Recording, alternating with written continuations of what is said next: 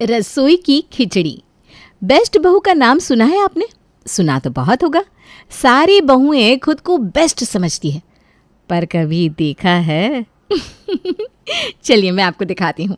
तो मिलाते हैं आपको रमा से, जिसके लिए अपने ससुराल वालों की पेट पूजा करना ही सबसे बड़ा धर्म था। सुबह सुबह काम करते करते हम तुम कहीं खो जाएंगे, तुम्हें खिलाते खिलाते हम घर में खुश हो जाएंगे। ये हो गए पोहे तैयार। अब इसमें से निखिल के लिए पोहे अलग कर लेती हूँ, फिर बाकी बचे पोहे में मिर्ची डाल दूंगी और जल्दी जल्दी पोहे के साथ चटनी तैयार कर रमा डाइनिंग टेबल पर सभी को परोसती है। वाह वाह बहू, क्या पोहे बनाए तूने, मज़ा आ गया। और इसमें तूने जो बादाम डाले ना, हाथ में कलाकारी तो है तेरे। मुझे ये सब नहीं सूझता था। मैं तो इन लोगों को पोहे में नींबू निचोड़कर टमाटर के साथ फ्राई करके दे देती थी। अब तो वो भी नहीं होता। तो क्यों करना है मम्मी जी, बच्चों को बड़ा कर दिया आपने, हो गया। अब हम है ना सब देखने। एक उम्र के बाद सास की जिम्मेदारी बेटी बहू की होती है और ससुर की बेटे और दामाद की। एंड थैंक यू मम्मी जी, आप तारीफ़ कर देती है ना तो मेरी सारी थकावट दूर हो जाती है, कसम से। तभी निखिल पोहे खाने जाता है कि प्रिया उसे रोक देती है। भैया आप पोहे मत खाओ, पोहे में मिर्च है और आपको मिर्ची से एलर्जी है ना। नहीं नहीं दीदी, भैया को जो पोहे दिए हैं ना उसमें मिर्च नहीं है। तू बड़ी समझा रही है अपनी भाभी को, हैं? कभी एक गिलास पानी का भी उठाती है क्या? बड़ी आई भैया की हितैषी। भैया मत खाना। अरे मेरी रमा को सब पता है कब क्या कैसे करना है। सबकी पसंद नापसंद का ध्यान रखती है मेरी रमा। सभी आराम से पोहे खा रहे थे, पर सुरेश इधर उधर देख रहा था। क्या हुआ पापा जी, आप खाना क्यों नहीं खा रहे हैं? खा रहा हूँ बहू, खा तो रहा हूँ। बहू आ गई है, अब तो नखरे छोड़ दीजिए। अरे बहू, उन्हें चटनी नहीं दिख रही है ना? बिन सत्तू की चटनी के पोहे हलक से नहीं उतरते इनके। हाँ तो चटनी बनाई है मैंने मम्मी जी, कसम से। ओह, लगता है रसोई में रह गई, अभी लेकर आती हूँ। पूरा परिवार मिलकर नाश्ता कर रहा था, तभी उमा का फ़ोन बजता है। प्रणाम दीदी, कैसी हैं आप? क्या ही बोलूँ उमा, तू तो जानती है अभी मेरा ऑपरेशन हुआ है और जैसे ही मैं हॉस्पिटल से घर पर शिफ्ट हुई, मेरी बहू अपने मायके जाकर बैठ गई। तो फिर आपका खाना पीना सब कैसे हो रहा है, और बाकी सब दीदी? कहाँ कुछ हो पा रहा है। अब ऐसे में खुद खाना बनाकर खाना ना बहुत मुश्किल होता है मेरे लिए। तो मैं क्या सोच रही थी, मैं तेरे यहाँ आ जाऊँ तो एक बार अपनी बहू से पूछ के देखना। रमा, मेरी दीदी का फ़ोन है, उनका ऑपरेशन हुआ है। अगर वो यहाँ आएंगी तो तुम उनका खाना देख लोगी? हाँ हाँ मम्मी जी, बिल्कुल देख लूँगी। मुझे पता है ऑपरेशन के बाद में क्या दिया जाता है। मौसी जी को बोल दीजिए, उन्हें फ़िक्र करने की कोई ज़रूरत नहीं है। प्रेम उन्हें जाकर ले आएंगे, और बाकी यहाँ मैं तो हूँ ही। रमा की बातें सुनकर ही सबका मन पिघल जाता था। जब भी किसी को खिलाने की बात होती तो रमा ने कभी ना नुकुर नहीं किया, और मनीषा के आते ही रमा उनकी सेवा में लग जाती है। कभी खिचड़ी, कभी दाल का पानी, तो कभी दलिया। मनीषा के बोले बिना ही रमा खाना उसके पास ले आती। इतनी वैरायटी का खाना तो मुझे तब भी खाने नहीं मिला जब मैं ठीक थी बहू। तेरे यहाँ 15 दिन कैसे निकल गए पता ही नहीं चला, वरना किसी के घर ना एक वक्त भी काटना मुश्किल हो जाता है। कोई बहू अपनी सास को ही रोटी नहीं डालना चाहती तो मौसी सास की कौन करे। और एक तू है जो अपनी ननद के लिए अलग खाना बनाती है, देवर के लिए अलग, सास ससुर का अलग ध्यान रखती है, और उस पर इस बुढ़िया को भी तुझे देखना पड़ रहा है। मैं तो मानती हूँ कि मेरी किस्मत अच्छी है मौसी जी, जो मुझे किसी की सेवा करने को मिल रहा है। मेरा बस चले ना तो मैं सभी को बिठा बिठा कर खिलाऊं। सब कुछ बड़ा अच्छा चल रहा था। मनीषा ठीक होकर अपने घर चली जाती है। फिर एक रोज़ रमा के फ़ोन पर उसके स्कूल ग्रुप में रीयूनियन पार्टी का मैसेज आता है। रात को रमा इस बारे में प्रेम को बताती है। हाँ हाँ डार्लिंग, बिल्कुल जाओ, और अपनी वो ब्लैक साड़ी पहनकर जाना। मुझे जाने का मन ही नहीं हो रहा। कहाँ मेरी फ्रेंड्स नौकरी वगैरह करती है और कहाँ मैं यहाँ, सब मेरी इंसल्ट करेंगे। सबकी लाइफ का पर्पस एक नहीं होता। हम खुश है कि नहीं ये मैटर करता है। मान लो तुम पार्टी में नहीं गई और तुम्हारी कोई फ्रेंड तुम्हें कभी रास्ते में मिल गई, तो भाग तो नहीं जाओगी ना। सच को एक्सेप्ट करना ही है, क्यों डरना। प्रेम से बात करके रमा बेटर फील करती है और अगले दिन वो रीयूनियन पार्टी में जाने की तैयारी करने लगती है, और इसी में 2 दिन निकल जाते हैं। आज था पार्टी में जाने का दिन। सुबह 4 बजे के लगाए अलार्म से रमा की आंख खुलती है। 2 घंटे पहले उठी हूँ। 9 बजे तक सबका नाश्ता तैयार कर दूंगी और दोपहर 1 बजे तक दोपहर का खाना भी तैयार हो जाएगा। फिर कपड़े वगैरह सल्टा के 1 घंटा रेस्ट कर लूँगी, वरना पार्टी में मेरा चेहरा थका हुआ लगेगा। बस फिर क्या है, रात को रोटियां सेकनी ही बाकी रहेगी। रोटियां बना लूँगी और फिर शाम का सभी का चाय नाश्ता करके तैयार होकर पार्टी के लिए निकल जाऊँगी। बहुत काम है रमा भाई, बहुत काम है। चल चल चल, लग जा काम पर। और सुबह उठते ही बेचारी रमा एक एक करके सारे काम निपटाने में लग जाती है। एक औरत जिस पर घर का सारा बोझ हो, वो बिना सारा काम सल्टाए घर से निकल ही नहीं सकती। भागती दौड़ती रमा 7 बजे तक तैयार हो जाती है, पर वो जैसे ही अपने घर से निकलने लगती है, दरवाजे से सुरेश अंदर आता है। कहीं जा रही हो क्या बहू? आज मैं जल्दी आ गया। वो क्या है ना, मेरा पकोड़े खाने का बड़ा मन हो रहा है। 15 मिनट लगेंगे, ज़रा पकोड़े उतार दे फिर निकल जाना। एक बार रसोई में जाने के बाद क्या आप इतनी जल्दी निकल सकते हैं? जो रमा निकल जाती। पहले ससुर के लिए पकोड़े बनाना, फिर ननद के लिए और फिर सास के लिए। अब फिक्र क्यों करिए भाभी, 2 मिनट में मैं आपको वेन्यू पर पहुंचा दूंगा। बस 2 पकोड़े और खिला दीजिए, फिर सीधा वहीं जाएंगे। पकोड़े खाने के बाद सब डिनर पर बैठ जाते हैं और रमा इन्हीं कामों में उलझी रह जाती है। कब 10 बज जाते हैं पता ही नहीं चलता। रमा कमरे में जाकर अपने कपड़े बदल लेती है और रोते हुए सो जाती है। अगले सुबह हाथ में गिफ्ट लिए सीमा रमा के घर पहुंचती है और वो क्या देखती है कि रमा किचन में खाना बना रही है। सीमा सीधा किचन में जाती है। मुझे पता था तू यहीं मिलेगी, इससे काम के चक्कर में तू कल पहुंच नहीं पाई ना। अरे नहीं, वो बात नहीं है। क्या वो बात नहीं है? नाश्ते में 4-4 सब्जियां कौन बनाता है बहन? पनीर की सब्जी तो बना रखी है तूने, फिर आलू की सब्जी क्यों चढ़ाई? और ये चटनी 2 तरह की, और भी कुछ बना ले। वो क्या है ना, कोई पनीर नहीं खाना चाहता तो कोई आलू, तो सोचती हूँ सबके मन की बना दूँ। सोच तो तेरी अच्छी है, पर क्या तेरे ससुराल वाले तेरे मन की सोच रहे हैं? मोस्ट ब्यूटीफुल गर्ल का प्राइज़ तूने जीता है, उसी का गिफ्ट लेकर आई हूँ मैं। पर खुद को देख, क्या तुझे खुद पर ध्यान देने का समय मिल पा रहा है? अरे कंघी भी नहीं करी है तूने, और ये साड़ी ऐसे उतर रही है। अरे वो काम में ज़रा सरक जाती है यार। मुझे क्या है, तू अपनी खुशी के साथ अपना जीवन भी इसी चूल्हे की आग में झोंक दे। मैं भी ना पहले बिल्कुल तेरी तरह थी, सबके लिए सब कुछ किया, पर मेरे लिए कोई खड़ा नहीं रहा। इसलिए फिर मैंने इतना पसेरा करना छोड़ दिया। कुकर में सारी सब्जी डालो, चावल डालो, बन गया खाना, पकड़ा दो। और इस तरह रसोई में रमा और सीमा की लंबी बात चलती है। सीमा अभी तक गई नहीं थी कि सभी खाना खाना करने लगते हैं। यही चाय पानी कभी रुकते ही नहीं। रोज तो तू सभी का खाना परोसती है, आज मैं यहाँ हूँ तो ये नहीं हो रहा तेरी ननद से कि खुद परोस ले खाना। छोड़, मैं चलती हूँ। रमा सभी को खाना परोसती है और सभी पेट भर के खा लेते हैं। पर जब रमा खाने बैठती है तो सब्जी नहीं बचती। सीमा बिल्कुल सही कह रही थी, सब साथ में गर्मा गर्म खाते हैं, पर मेरे नसीब में बचा कुचा ठंडा खाना ही आता है। सबका झूठा लेकर अकेले बैठती हूँ मैं। मेरे साथ कोई नहीं खाता, न मेरा देवर, न मेरी ननद, न मेरे सास ससुर, मेरा पति, कोई नहीं।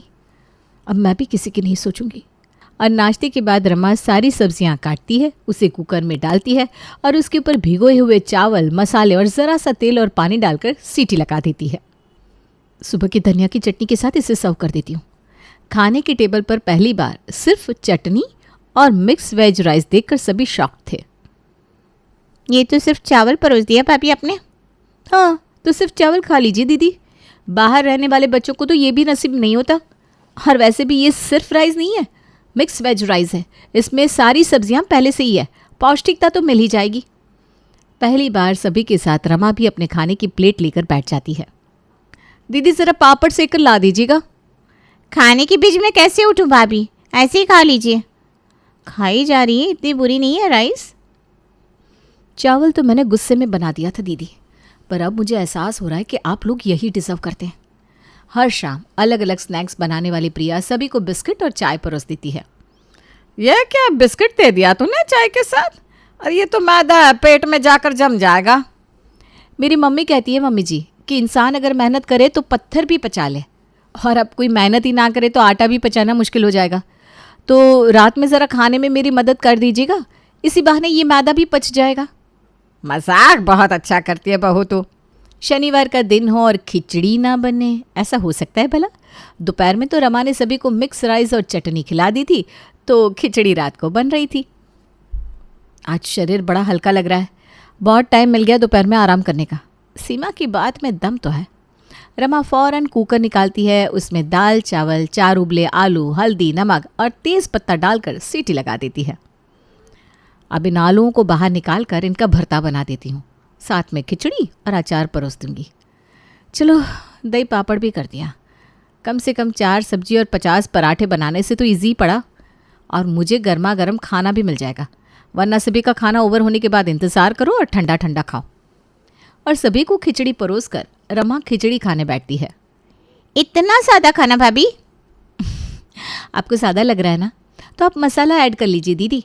वैसे साथ में पापड़ दिया है मैंने, सुबह तो मुझे वो भी नसीब नहीं हुआ, पर मैं किसी का खाना नहीं रोकती। सामने रसोई है, कढ़ाई भी है, जाकर खिचड़ी में डालने के लिए छौंक तैयार कर लीजिए। वैसे सच बताऊँ, मुझे काफ़ी अच्छी लग रही है, गर्मा गर्म खाने को मिल रही है ना। आप तो कभी ऐसी खिचड़ी नहीं बनाती थी भाभी, इससे अच्छा पनीर की सब्जी बना लेती। मुझसे तो ये खिचड़ी नहीं खाई जाएगी, मैं इसे किचन में रख देता हूँ, आप इसे कल खा लीजिएगा। झूठा नहीं किया है मैंने अभी तक। रविवार को खिचड़ी नहीं खाते निखिल, तो अभी ही तुम्हें इसे खाकर ख़त्म करना होगा। और वैसे भी ये तुम्हारे हिस्से की खिचड़ी है, तुम्हें नहीं खानी थी तो पहले कह देते। रसोई तो खुली हुई थी, कभी आकर झाँक कर देख भी लो कि क्या बन रहा है, और मैं तो इसे खा भी लेती। मुझे तो तुम्हारा छोड़ा हुआ खाने की आदत है ना, पर मुझे किसी ने कहा है कि मुझे ठंडा खाना नहीं खाना चाहिए, इससे लॉन्ग रन में मेरी तबीयत खराब हो सकती है, और बासी खाने से बुध ग्रह भी तो खराब होता है। बस मत कर, जो मिला है खा ले, ऐसे भी तो बिना मिर्ची का ही खाना खाता है तू। अगली सुबह रमा आराम से 8 बजे उठकर योगा करती है। कितने महीने बाद आज खुद की सेहत पर ध्यान देने का मौका मिला है, वरना सुबह उठने के बाद तो मंजन करने का भी वक्त नहीं मिलता था। रमा नहा धोकर तैयार होती है, कंघी करती है, क्रीम पाउडर लगाती है और क्रीज की हुई साड़ी पहनकर अपने कमरे से रसोई की ओर जाने लगती है। अपनी बहू को रसोई में जाता देख सुरेश कहता है, कल 2 टाइम चावल खा लिया बहू, नाश्ते में आटे का ही कुछ बनाना। ठीक है पापा जी। रमा किचन में जाती है और आटा छानती है। बार बार रोटी बनाना, मैं फिर ये गलती नहीं करूँगी। अब सबको समझना ही होगा कि रमा की खुद की अहमियत भी है। मेरा क्या है, मुझे तो बस पेट भरने से मतलब है। और रमा आटे की छोटी छोटी लोई तैयार करती है और उनको अपने हाथों से पीठे का शेप देकर कुकर में रख कर एक साथ सीटी लगा देती है, और ऐसे ही एक बार में 50 पीठे तैयार हो जाते हैं। इसी के ऊपर मसाला छिड़क देती हूँ, फिर परोस दूंगी। सब मोमो भी तो खाती हैं ना, वैसी ही तो बनी है, ये तो फिर भी आटे की है, खा ली जाएगी। रमा आटे के पीठे बनाकर सभी को परोस देती है। ये क्या बना दिया बहू तूने? ये तो लगता है तूने आटे को ही उबाल दिया। मैं तो कुकर में ही चावल बनाने वाली थी मम्मी जी, पर पापा जी ने कहा कि आटे का कुछ बनाना, तो मैंने आटे के पीठे बना दिए। देखा जाए तो मोमोज क्या होता है, मैदे के बीच में सब्जियां भरकर उसे स्टीम कर देते हैं। पर अभी नाश्ते का वक्त हो चला था ना, तो सब्जियां कैसे काटती, इसलिए मैंने इन्हें ही उबाल दिया। कम से कम पेट में जाकर जमेगा तो नहीं। बोलना तो नहीं चाहिए, पर आजकल तो हर चीज़ की खिचड़ी ही बना रही है। मुझे तो जो मिल जाए उसी में स्वाद आ जाता है मम्मी जी, क्योंकि कभी किसी ने बिठाकर खिलाया ही नहीं ना। मैं ही हमेशा भाग भाग कर सभी के लिए गर्मा गर्म रोटियां बनाती रही, पर अभी यहाँ अगर मेरा खाना भी सरक जाए तो कोई उठकर पानी नहीं लाएगा। थकी हारी दिखने वाली रमा अब खूबसूरत फ्रेश दिखने लगी थी, क्योंकि अब रमा ज़्यादा खाना बनाती नहीं थी, तो ज़्यादा बर्तन नहीं होते थे, तो काम बहुत कम हो चुका था और वो खुद पर ज़्यादा ध्यान दे पा रही थी, जिसके कारण उसके शरीर को अच्छा खासा आराम मिल रहा था। अब तो 24 घंटे उसके ससुराल में सिर्फ सीटी की ही आवाज़ आती, क्योंकि ले देकर रमा दाल चावल या सब्जी चावल, आटा या जो कुछ भी मिलता सबको कुकर में डालकर सीटी लगा देती, जिससे उसके ससुराल वाले बड़े परेशान हो गए थे। पर अभी भी किसी की अकल की सीटी नहीं बज रही थी। और इस सिलसिले में प्रेम अपने एक दोस्त से बात करता है। तेरे घर में कोई प्रॉब्लम चल रही है क्या भाई? रोज़ रोज़ भाभी तुझे खिचड़ी, लेमन राइस, येलो राइस ये क्या दे रही है? वो तो कभी ऐसी नहीं थी। ऑफिस में सबसे ज़्यादा खाना तो तेरे टिफ़िन में ही आता था। अरे वही ना, रमा ने तो कभी खाने के लिए किसी को मना ही नहीं किया, चाहे घर में मेहमान आए या किसी के घर में खाने की ज़रूरत हो। रमा तो हमेशा बढ़ चढ़कर आगे रहती थी। पता नहीं जिस दिन से उसकी सहेली आकर गई है, क्या कानों में भर दिया है उसके। बोलना तो नहीं चाहिए भाई, मेरी भी बीवी है, दिन में थोड़ा बहुत काम के अलावा और कोई काम नहीं करती। खाना बनाने के लिए काम वाली है, बर्तन के लिए काम वाली है। आजकल किसी की बहू काम नहीं करना चाहती, और उसमें भाभी इतना कुछ कर रही थी तो उन्हें खटकता तो होगा ही ना। मुझे याद है कैसे एक बार ऑफिस पार्टी में वो हड़बड़ाती हुई आई और गड़बड़ाती हुई चली गई थी। क्यों? क्योंकि उन्हें घर वालों के लिए खाना बनाना था। और उस वक्त भी उसके फेस को लेकर भी लोगों ने कितनी इंसल्ट की थी कि रमा अपने चेहरे का ध्यान नहीं रखती। कभी ना कभी कोई तो उसे ये चीज़ नोटिस करवाता ही। शायद उसके फ्रेंड ने उसे यही नोटिस करवा दिया हो। प्रेम, मैं भी एक लड़की हूँ, इसीलिए कहती हूँ अपनी वाइफ की थोड़ी रिस्पेक्ट करो, ओके? जितना वो कर रही थी उतना शायद ही कोई करता। प्रेम सब समझ जाता है और उस रात सभी को रेस्टोरेंट में खाना खाने के लिए लेकर जाता है और डिनर के वक्त प्रेम कहता है, पिछले 2 सालों से रमा के रहते हमें कभी रेस्टोरेंट जाने की ज़रूरत नहीं पड़ी, क्योंकि हम सब कुछ उसी से बनवा लेते थे। पर उसे क्या चाहिए ये किसी ने नहीं सोचा, ना ही हम में से कोई उसकी मदद करता था। तो एक न एक दिन तो वो फटती ही सो फट रही है। इसलिए अब से किचन में रमा की मदद सब कोई करेगा। रात को ऑफिस से आने के बाद डिनर के जो जूठे बर्तन होंगे वो मैं धो दूंगा, और सुबह के बर्तन तुम देख लेना निखिल। वॉशिंग मशीन में कपड़े आप धो ही सकती है मम्मी। और प्रिया, तुम तीनों वक्त अपनी भाभी के साथ किचन में रहोगे। अब से प्रिया हम सब के साथ बैठकर ही खाएगी, जो कि पिछले कुछ दिनों से वो कर रही है। तो खाने के लिए सब्जियां मैं काट दिया करूँगा, ऐसे भी फ्री ही तो रहता हूँ। तो ठीक कह रही थी बहू, तुझे क्या चाहिए ये तो हमने कभी नहीं सोचा। आए दिन किसी न किसी मेहमान को बुलाकर बिठा लेते हम, और तो और सबकी खातिरदारी करते हैं। बेकार में बातचीत करने कोई मेहमान को नहीं बुलाकर लाएगा अब से। हाँ, ये सुनते ही रमा की आंखें छलक जाती है, क्योंकि उसे तो बस अपने ससुराल वालों से कदर चाहिए थी जो मिल गई थी।